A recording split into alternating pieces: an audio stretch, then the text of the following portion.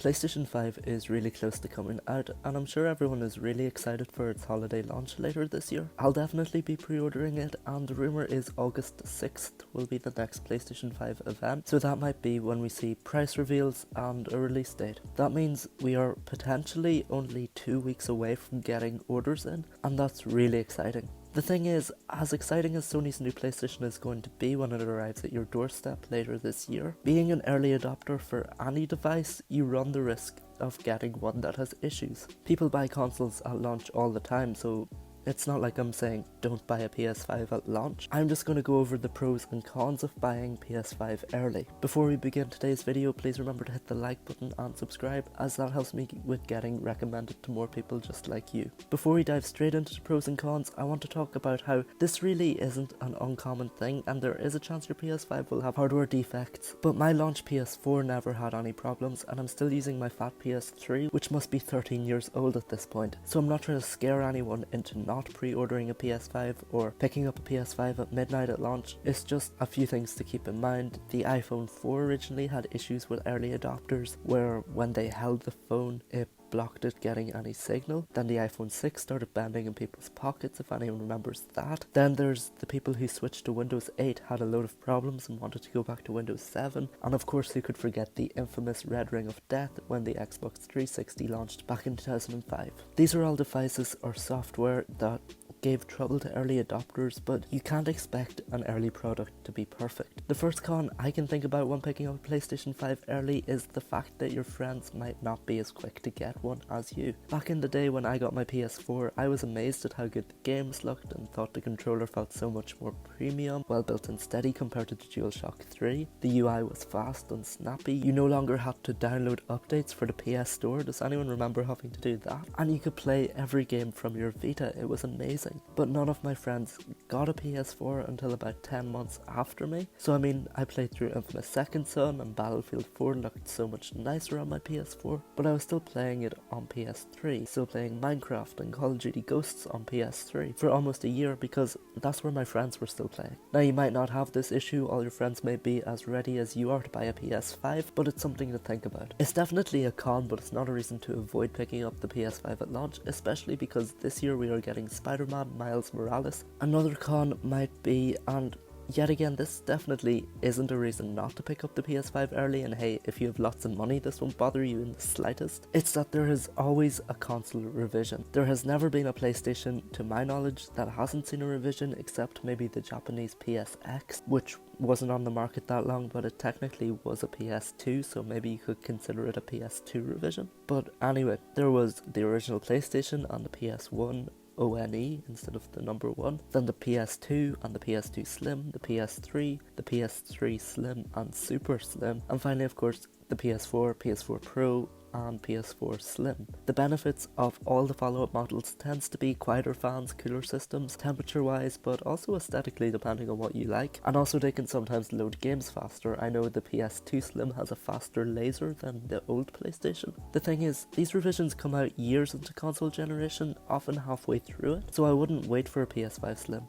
They often come with a price cut anyway because it's a smaller system. They've figured out how to make it more efficiently, so if you desperately want the slimmer console you can get it easier, I guess, because of the expected price cut. This doesn't put me off getting a PS5 because I prefer the original PS2 to the PS2 Slim. It just feels better and it's got more features like the hard drive bay, and some of them like mine even have a FireWire port in the front of them. Then the original PS3 has the Emotion engine in it, allowing you to play PS2 discs, which is amazing, but it's also the most likely PS3 to overheat. At the end of the day, the console revisions are inevitable, but chances are if you can afford to be an early adopter for PlayStation 5, you can afford a cheaper one 3 or 4 years down the line. I suppose the biggest question is, will we see the PS5 Pro ever exist, or an Xbox Series XX? Microsoft really need to get on top of their naming. Like, is there going to be an Xbox Series S and an XS and an XX? Who knows, but that's not what this video is about. It's easy to get sidetracked by Xbox names. But a PS5 Pro, I might make a video on its possibility in the future, but for now all I'm going to say is probably not, unless there are some really big breakthroughs in graphics in the next few years. The PS4 and Xbox One especially had really anemic processors and even for 2013 weren't groundbreaking. The PS5 and Xbox Series X are packed with super high specs, and I think as developers get more used to them throughout the console generation, the games will only look better than the stunning gameplay we've already seen. Look at the difference between Uncharted 1 and 3 on PS3. Developers will only get better, so I just can't see the need for a PS5 Pro in 3 or 4 years, unless there is some sort of revolutionary jump in graphics between now and 2023. Another con of being an early adopter would be the risk of hardware failure, but I mean, don't worry yourself over it too much. Your PS5 is going to have a warranty for at least a year, maybe longer, so if there's any crazy issues like the red ring of death, you're covered. The Xbox 360 has probably gone down in history as the biggest example of console launch gone wrong, but I mean, the cooling system in the PS5 seems like it's going to be very advanced, and they've spoken before about keeping the system cool and quiet because of how loud the PS4 and PS4 Pro were, and the cooling system is more than likely part of the reason we've got the crazy design we have with the vents on the front. Also, a quick side note, drop a comment down below what you think of the PlayStation 5 design. When I first saw it, I was taken back, but now it's really grown on me and I love it now. I'm just going to say this now though, don't expect the PS5 hardware to be perfect. If you're an early adopter, there will be little quirks. That's all part of buying early. Does anyone remember you could keep your early PS4s quieter by putting some pennies under one of the corners of it? Or if you're an early buyer of the Nintendo Switch like I was, some people's vent where the fan blows air out at the top of the Switch has cracked. These are just little things that are all part of it, but hey, you never know, out of the box everything could stay working perfectly fine with the PS5. My last con is gonna be, don't expect every single feature you enjoy on the PS4 to be there at launch on PS5. It took a while for the PS4 to get some features like folders, and initially trophy information was all on the cloud, not saved to your system, which was annoying. But the features did eventually come, and a feature you use all the time on PS4 might not be there right away. I know my brother used to watch movies and stuff from a USB stick on his PS3 back in the day, and that was a feature that was there from day one on PS3. It took ages for the media app to come to PS4. The feature I want the most to carry over is PS Vita remote play support. Every PS4 game requires it, you may not know that, but I think it's a really useful feature for if you want to lay in bed and play a game instead of sitting at your desk. And it honestly works really well if your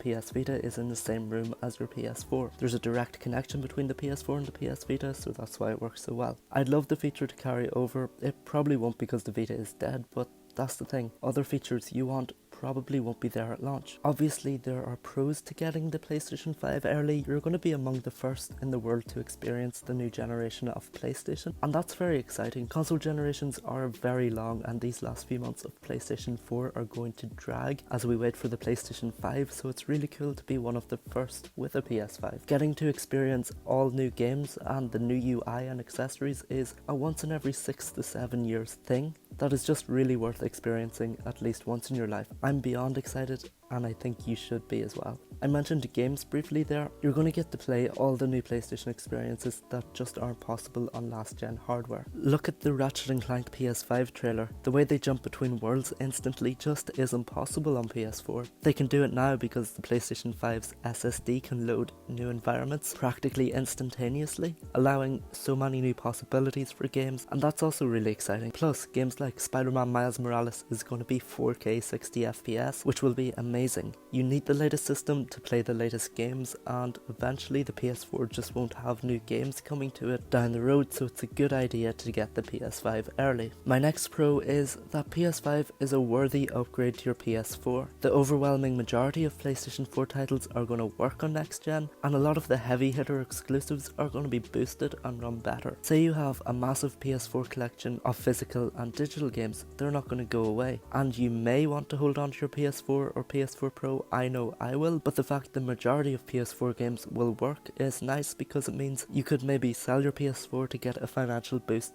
when paying for your PS5. That's it for today's video. I may have spent more time talking about the cons, but that's because it's good to warn people, but trust me, I believe the pros outweigh the cons at the beginning of any console generation. I'm really excited for PS5, so expect to see more fun topics about it from me in the future. If you enjoyed today's video, please hit the like button, and if you want to see more videos by me, why not subscribe? If you want to stay up to date with the channel, you can find me over on Twitter at AnthonyJGaming. I'm also on the PlayStation Network as AnthonyJGaming, and finally I'm over on Instagram as AnthonyJosephGaming. Thank you so much for watching. Bye.